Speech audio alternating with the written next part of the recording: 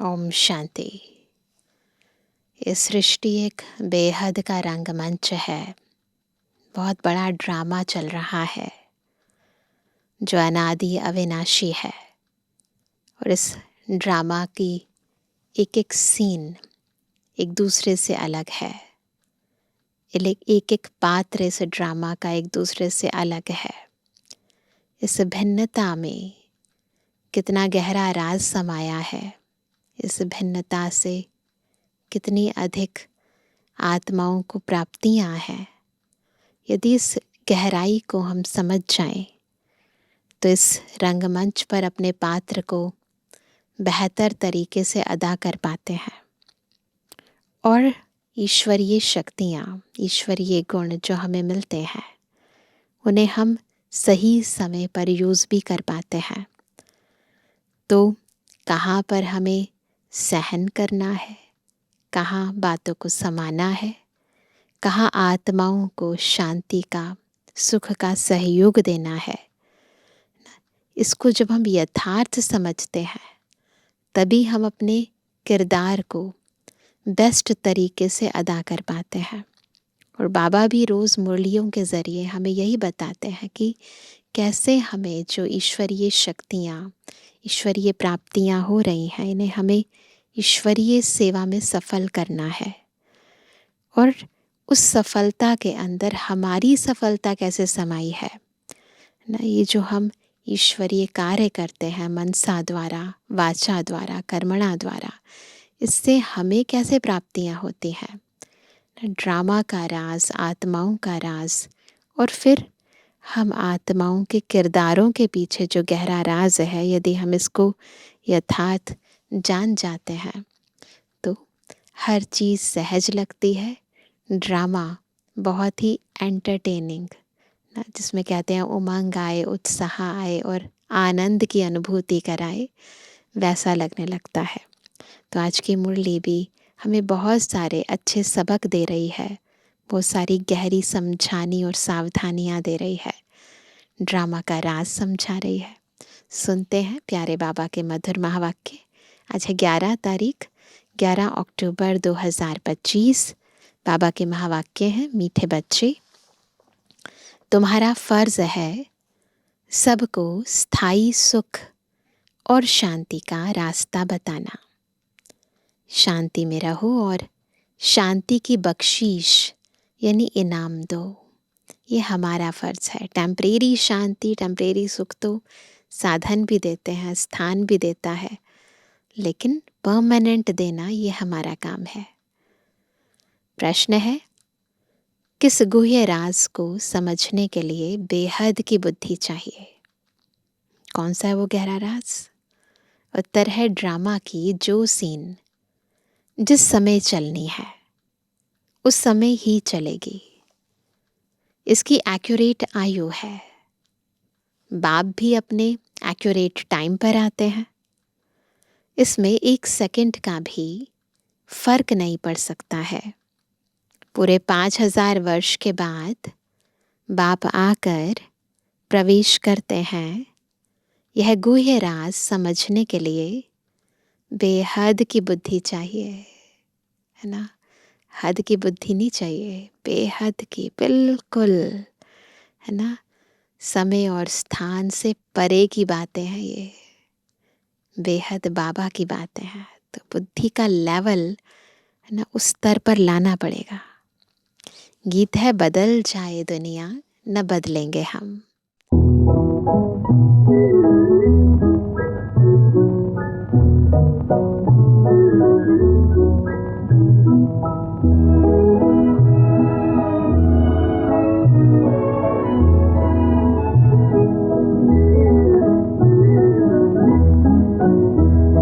बदल जाए दुनिया न बदलेंगे हम, तुम्हारी कसम। बदल जाए दुनिया न बदलेंगे हम, तुम्हारी कसम। तुम्हारे हैं जब तक के दम में है दम, तुम्हारी कसम।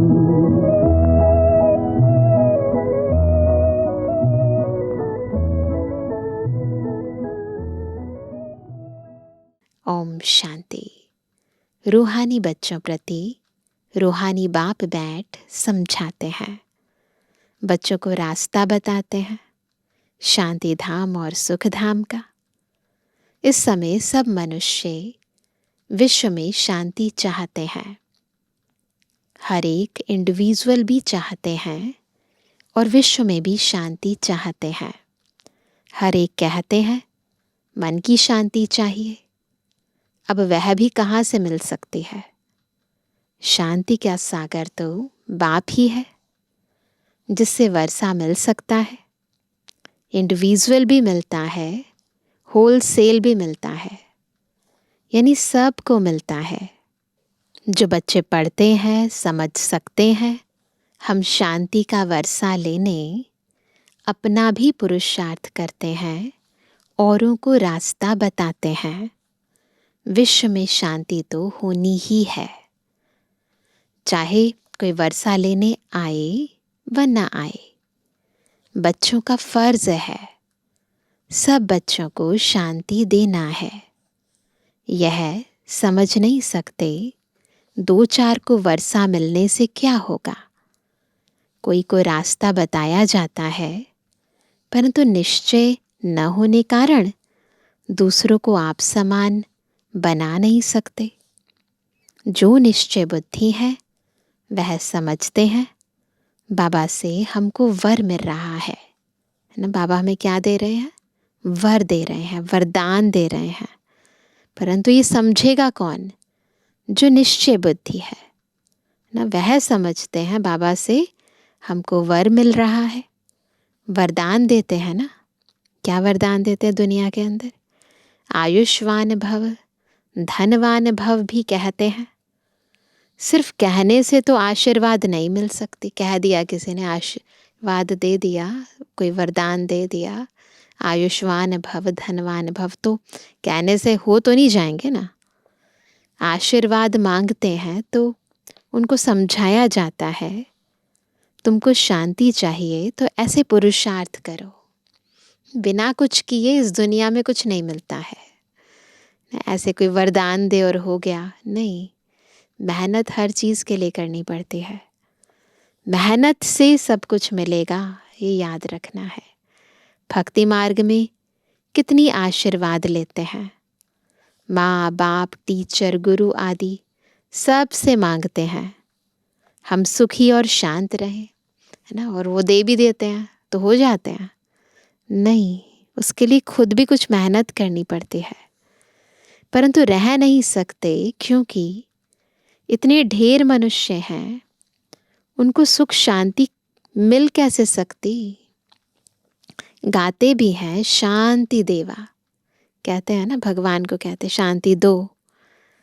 बुद्धि में आता है हे परमपिता परमात्मा, हमको शांति की बख्शीश करो।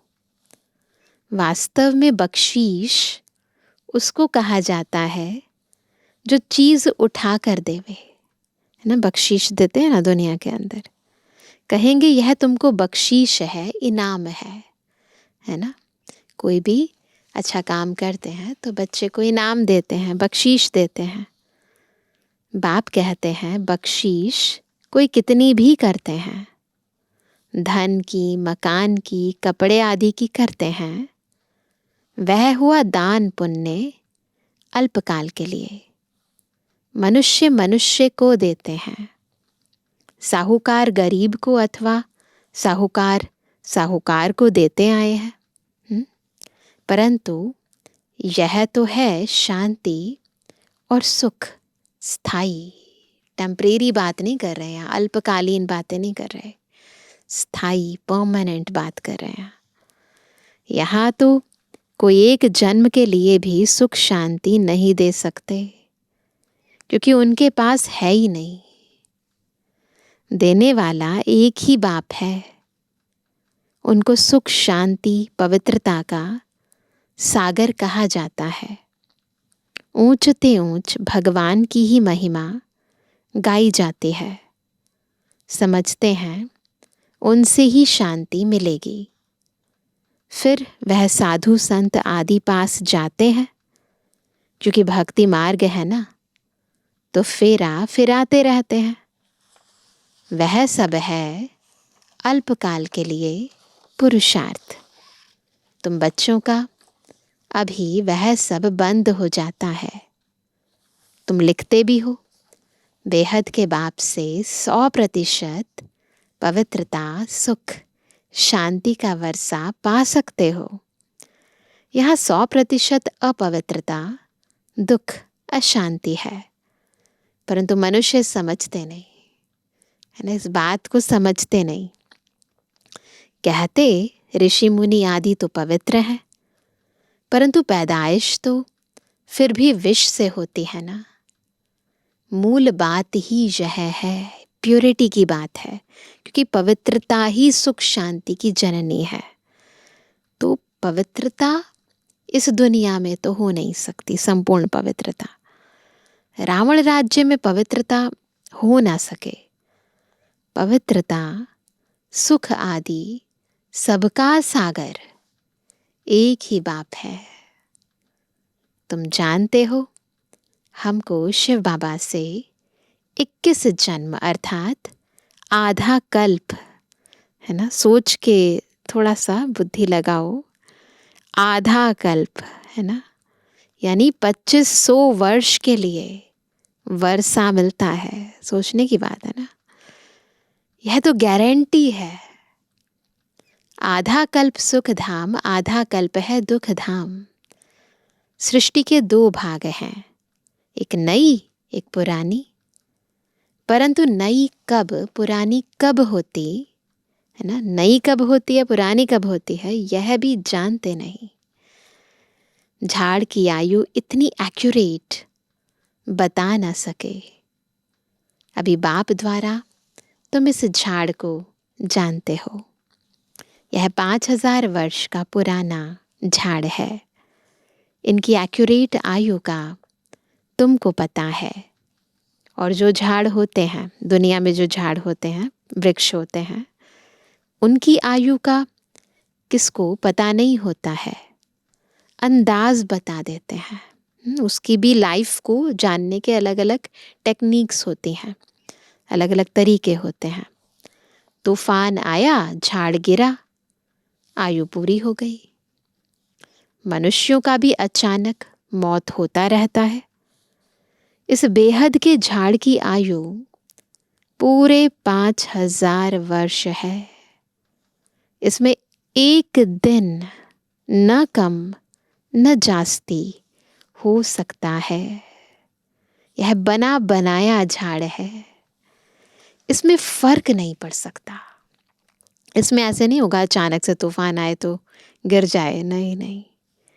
ड्रामा में जो सीन जिस समय चलनी है उस समय ही चलेगी। न जल्दबाजी करने से, है ना, धैर्यता खो देने से कोई काम ऐसे नहीं कि समय से पहले हो जाएगा। नहीं, जो सीन जब है तभी होनी है, हूबहू रिपीट होना है। आयु भी एक्यूरेट है। बाप को भी नई दुनिया स्थापन करने आना है। एक्यूरेट टाइम पर आते हैं, उससे पहले नहीं आ सकते। 1 सेकंड का भी उसमें फर्क नहीं पड़ सकता। यह भी अब तुम्हारी बेहद की बुद्धि हुई। तो जैसे ही बुद्धि विशाल बन जाती है, दूरांदेशी बन जाती है, बेहद की हो जाती है, तो व्यर्थ संकल्प नहीं चलते हैं, है ना। तुम ही समझ सकते हो। पूरे 5000 वर्ष बाद बाप आकर प्रवेश करते हैं, इसलिए शिवरात्रि कहते हैं। कृष्ण के लिए जन्माष्टमी कहते हैं, शिव की जन्माष्टमी नहीं कहते, है ना। श्री कृष्ण का जन्म भी क्या दिखाते हैं, रात की को दिखाते हैं ना, और शिव का जन्मदिन भी रात्रि को दिखाते हैं। उनकी शिवरात्रि, उनकी जन्माष्टमी, है ना। तो अब कहते हैं शिव की जन्माष्टमी नहीं कहते, शिव की रात्रि कहते हैं, क्योंकि अगर जन्म हो तो फिर मौत भी हो। मनुष्यों का जन्म दिन कहेंगे। शिव के लिए हमेशा शिवरात्रि कहते हैं। दुनिया में इन बातों का कुछ भी पता नहीं। बाबा आते हैं बेहद की रात्रि में, है ना। यहाँ हद की बात नहीं हो रही है। श्री कृष्ण तो आता है बेहद के दिन में, लेकिन शिव बाबा आते हैं बेहद की रात्रि में। तुम समझते हो शिवरात्रि क्यों कहते हैं, जन्माष्टमी क्यों नहीं कहते? उनका दिव्य जन्म अलौकिक है। बाबा का जन्म लौकिक नहीं है, साधारण तरीके से नहीं है। उनका जन्म दिव्य अलौकिक है, जो और कोई का हो नहीं सकता। यह कोई जानते नहीं शिव बाबा कब कैसे आते हैं, कोई भी नहीं जानते हैं। शिवरात्रि का अर्थ क्या है तुम ही जानते हो।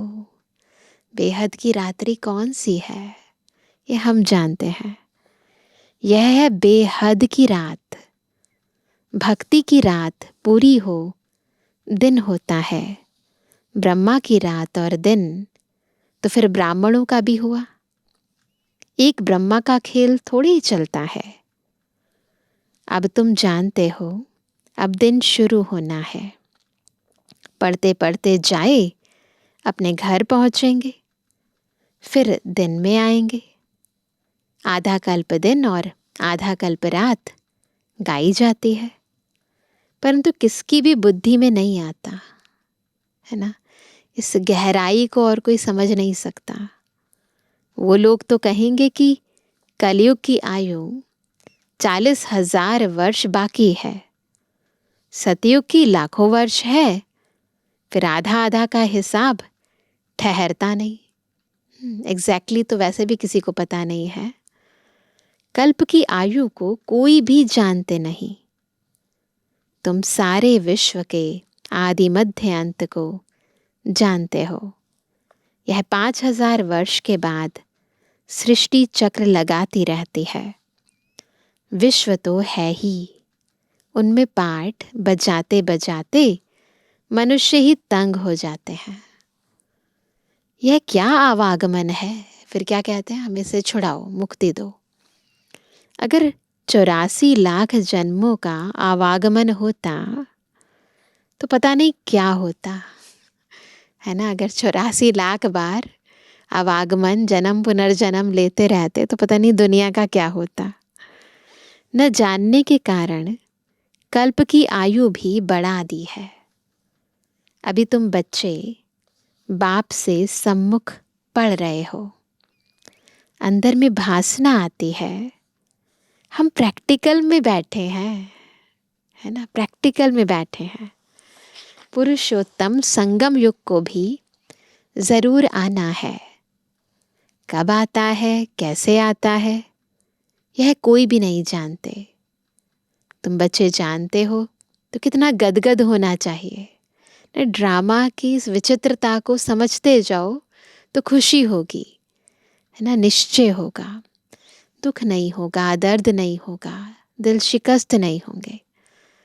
तुम ही कल्प कल्प बाप से वर्षा लेते हो, अर्थात माया पर जीत पाते हो, फिर हारते हो। यह है बेहद की हार और जीत। उन राजाओं की तो बहुत ही हार जीत होती रहती है।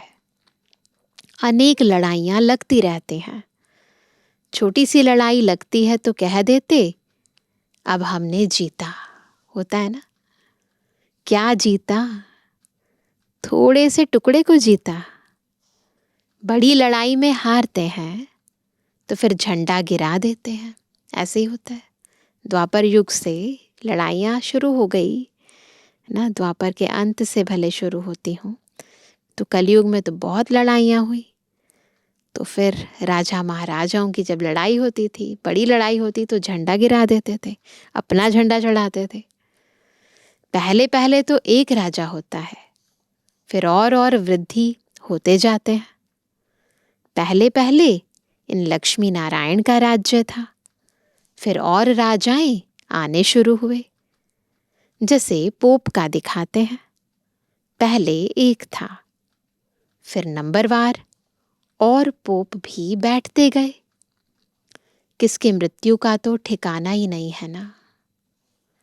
तुम बच्चे जानते हो, हमको बाबा अमर बना रहे हैं। क्या बन रहे हैं सब? अमर। अमरनाथ की पार्वतियां हैं, हम भी अमर बन रहे हैं। अमरपुरी का मालिक बना रहे हैं। कितनी खुशी होनी चाहिए। यह है मृत्यु लोक, वह है अमर लोक। इन बातों को नया कोई समझ ना सके। वैसे तो आत्मा ही अजर अमर अविनाशी है ना, लेकिन बॉडी कॉन्शियसनेस में आ जाते हैं तो अपने को यही समझते हैं कि हमारी मृत्यु हो गई। एक्चुअली में तो शरीर खत्म होता है, आत्मा तो है ही ना। लेकिन सतयुग त्रेता में हम जो हैं जैसे हैं, यानी अमर है। मैं आत्मा अमर हूँ, है ना। ये शरीर एक चोला है, इस स्थिति में रहते हैं, इसीलिए अमर लोक है। आत्मा भी अपने अमृत स्वरूप में रहती है। तो बाबा कहते हैं वह इन बातों को नया कोई समझ ना सके, उनको मज़ा नहीं आएगा जितना पुरानों को आएगा, है ना। जब यथार्थ समझते हैं ना गहराई को, तो मज़ा आता है। दिन प्रतिदिन वृद्धि को पाते रहते हैं, निश्चय पक्का हो जाता है। इसमें सहनशीलता भी बहुत होनी चाहिए। ये गुण बहुत इम्पॉर्टेंट है, आज की दुनिया में तो बहुत ज़्यादा चाहिए, है ना। सहन कर नहीं पाते हैं तो कितनी गलतियां हो जाती हैं। यह तो आसुरी दुनिया है, दुख देने में देरी नहीं करते, है ना। ऐसे ऐसे शब्द बोलते हैं, खंजर की तरह लगते हैं, देरी नहीं करते हैं। तुम्हारी आत्मा कहती है हम अभी बाबा की श्रीमत पर चल रहे हैं, हम संगम युग पर हैं, बाकी सब कलयुग में है। हम अभी पुरुषोत्तम बन रहे हैं। पुरुषों में उत्तम पुरुष पढ़ाई से ही बनते हैं, पढ़ाई से ही चीफ जस्टिस आदि बनते हैं ना। तुमको बाप पढ़ाते हैं, इस पढ़ाई से ही अपने पुरुषार्थ अनुसार पद पाते हो। जितना जो पढ़ेंगे उतना ग्रेड मिलेगी। इसमें राजाई की ग्रेड है। वहाँ तो ABC, A पॉजिटिव, है ना, ये सारे ग्रेड्स देते रहते हैं ना। प्लस प्लस के ग्रेड, माइनस माइनस के ग्रेड देते हैं, परंतु यहाँ राजाई की ग्रेड है। वैसे उस पढ़ाई में राजाई की ग्रेड नहीं होती है। तुम जानते हो हम राजाओं का राजा बन रहे हैं, तो अंदर में कितनी खुशी होनी चाहिए। हम डबल सिरताज बहुत ऊंच बनते हैं। भगवान बाप हमको पढ़ाते हैं। नहीं, नशे की बात है सारी। कभी कोई समझ ना सके कि निराकार बाप कैसे आकर पढ़ाते हैं। मनुष्य पुकारते भी हैं, हे पतित पावन आकर हमको पावन बनाओ, फिर भी पावन बनते नहीं, है ना। इतने जन्मों तक भगवान को पुकारते रहे इसीलिए कि आओ और हमें पावन बनाओ। अब बाबा आए हैं तो बाबा कहते पावन बनते ही नहीं। बाप कहते हैं काम महाशत्रु है।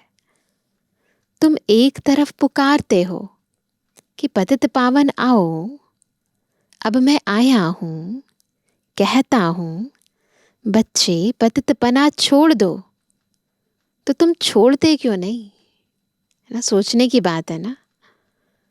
ऐसे थोड़ी बाप तुमको पावन बनाए और तुम पतित बनते रहो। बाबा इतना एफर्ट्स करे, परम धाम से आए हैं शिव बाबा, खास हमें पावन बनाने, और हम पतित बनते रहें। ढेर ऐसे पतित बनते हैं।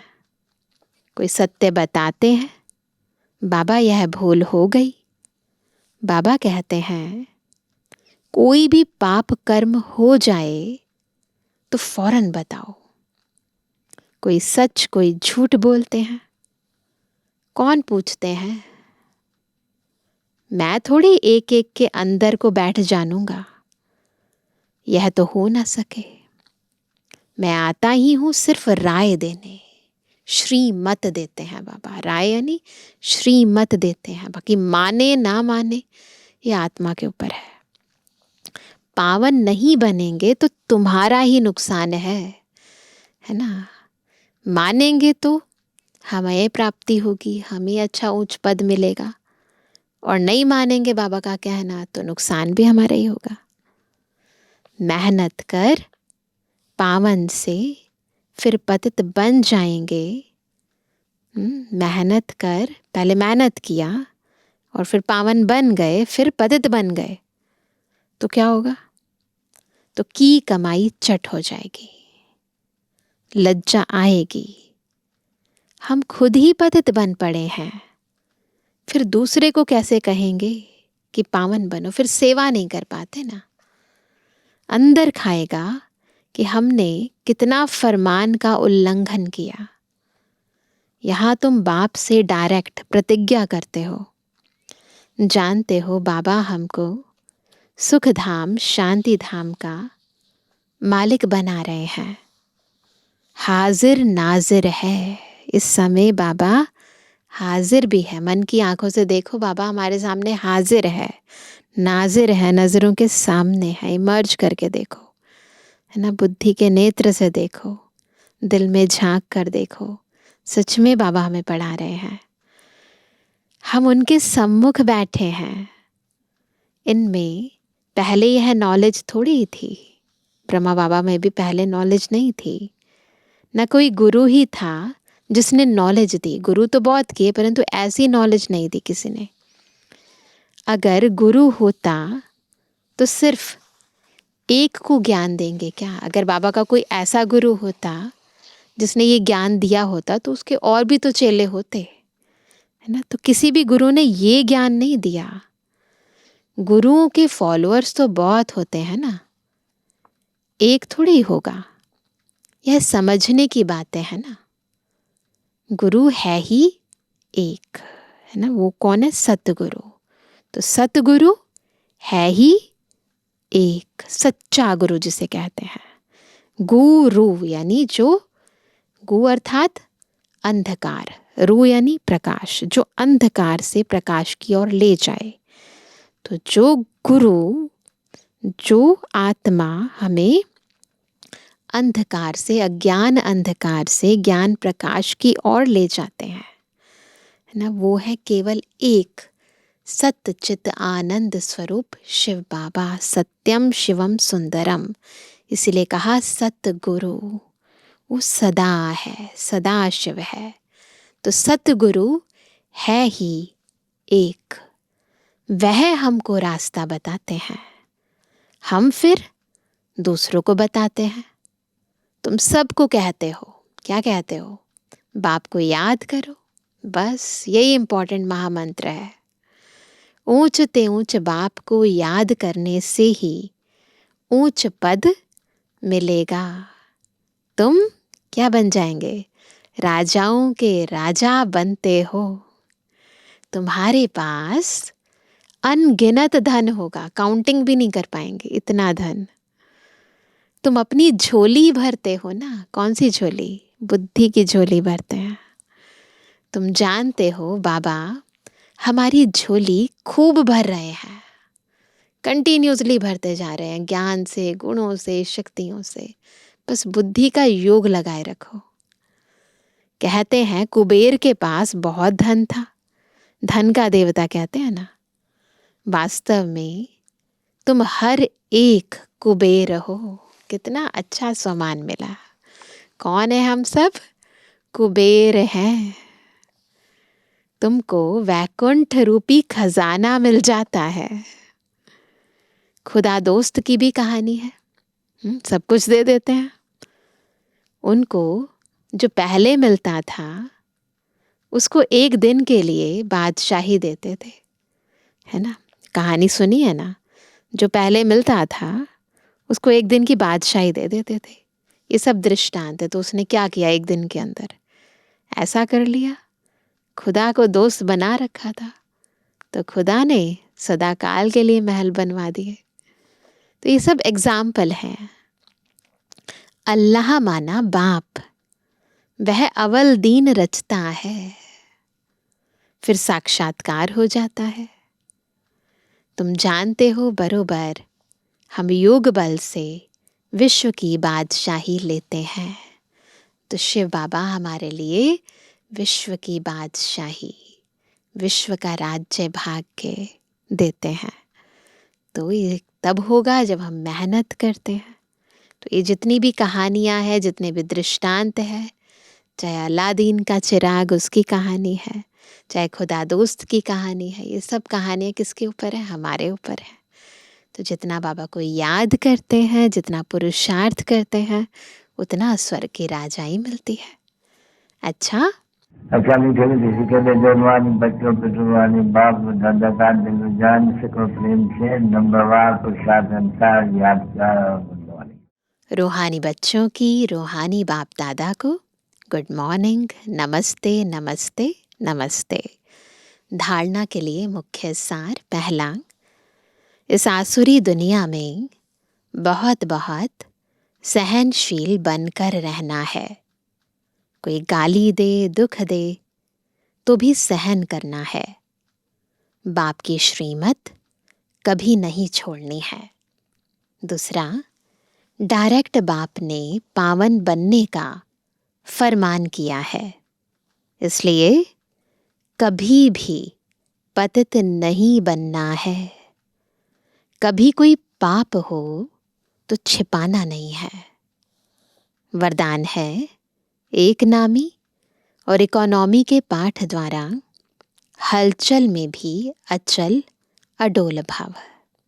हलचल में अचल अडोल रहेंगे कब? जब एक नामी और इकोनॉमी का पाठ पक्का होगा। समय प्रमाण, वायुमंडल अशांति और हलचल का बढ़ता जा रहा है।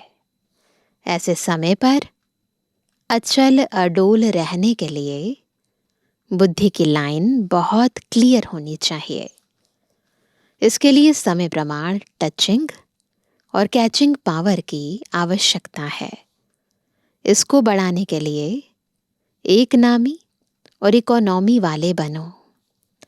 एक नामी और इकोनॉमी करने वाले बच्चों की लाइन क्लियर होने के कारण बाप दादा के डायरेक्शन को सहज कैच कर हलचल में भी अचल अडोल रहते हैं। स्लोगन है, स्थूल सूक्ष्म कामनाओं का त्याग करो। स्थूल सूक्ष्म कामनाओं का त्याग करो, तब किसी भी बात का सामना कर सकेंगे। तो कामना है तो सामना कर नहीं पाएंगे। आज का व्यक्त इशारा, स्वयं और सर्व के प्रति मनसा द्वारा योग की शक्तियों का प्रयोग करो।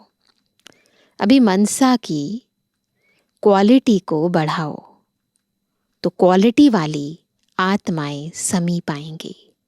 न रिफाइन, प्योर वाइब्रेशंस क्रिएट करना, शुभ भावनाएं क्रिएट करना, तो क्वालिटी वाली आत्माएं समीप आएंगी। इसमें डबल सेवा है, स्व की भी और दूसरों की भी। स्व के लिए अलग मेहनत नहीं करनी पड़ेगी। प्रारब्ध प्राप्त है, ऐसी स्थिति अनुभव होगी, है ना। पुरुषार्थ कम करना पड़ेगा, प्रारब्ध मिलती रहेगी। इस समय की श्रेष्ठ प्रारब्ध है सदा स्वयं सर्व प्राप्तियों से संपन्न रहना और संपन्न बनाना। तो इसलिए मनसा सकाश की सेवा करते रहो, स्व सेवा भी इसमें समाई हुई है। अच्छा, ओम शांति।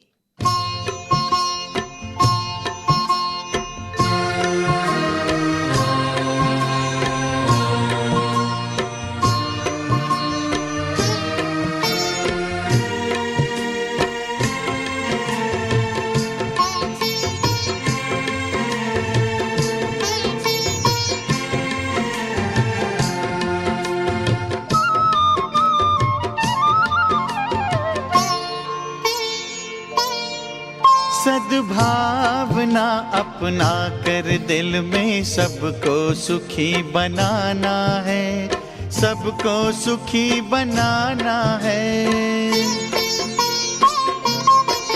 सद्भावना अपना कर दिल में सबको सुखी बनाना है, सबको सुखी बनाना है।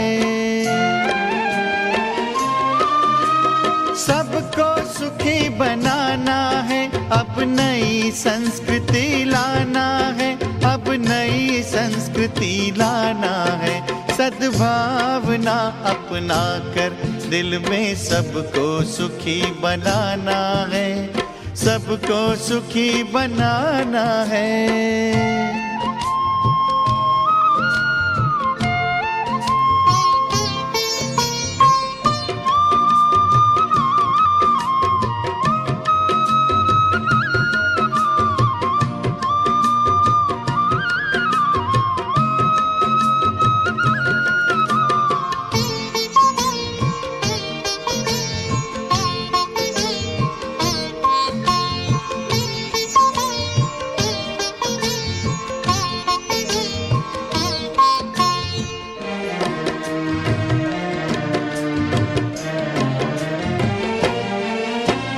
प्रेम एकता बंधु भाव से होता है सुंदर संसार, होता है सुंदर संसार।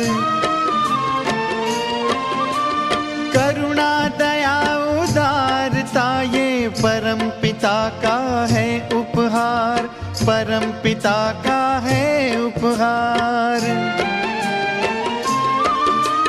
सब में परस्पर स्नेह बढ़े, अब ऐसी रीत निभाना है, अब ऐसी रीत निभाना है। सद्भावना अपना कर दिल में सबको सुखी बनाना है, सबको सुखी बनाना है। सद्भावना अपना कर दिल में सबको सुखी बनाना है, सबको सुखी बनाना है।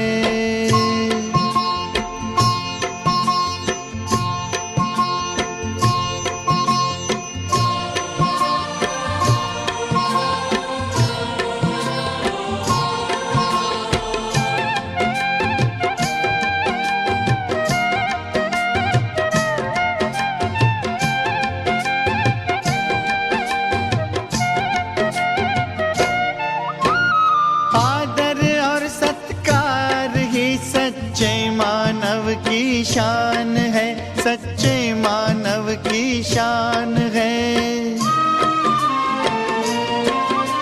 क्षमाशील बन शांति देना जीवन की मुस्कान है, जीवन की मुस्कान है।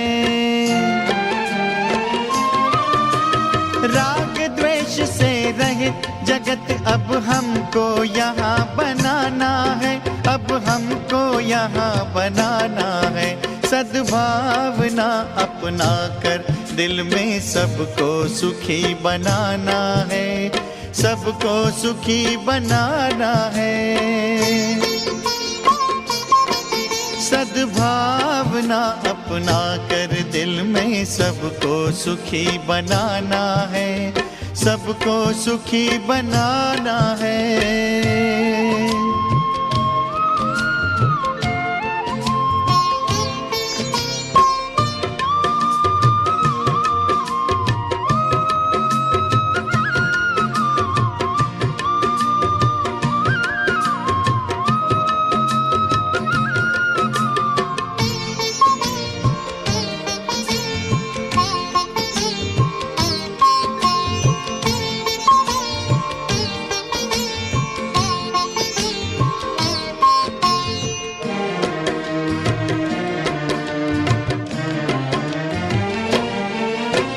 सब अपने हैं, अपनों को हम देंगे सदा शुभ भावना, देंगे सदा शुभ भावना।